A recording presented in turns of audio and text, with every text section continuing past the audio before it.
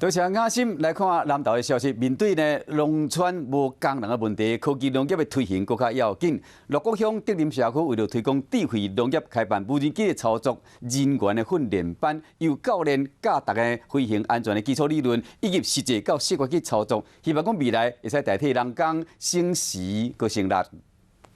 鹿谷乡德林社区向行政院农委会水保局申请经费，开办无人机操作人员研习课程，要来协助农民考相关的证照。我们是希望提供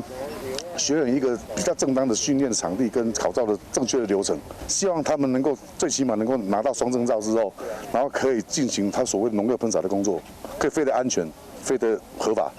无人机唔但会当协助喷药啊，嘛会当减少农民接触农药的时间，嘛会当应用伫山区救灾，所以吸引真侪学员来学习。未来的智慧农业跟智慧休闲农业会是一个趋势，所以我也想来学这一种所谓的空拍机、无人机的一些运作。鹿谷乡是低美的山区，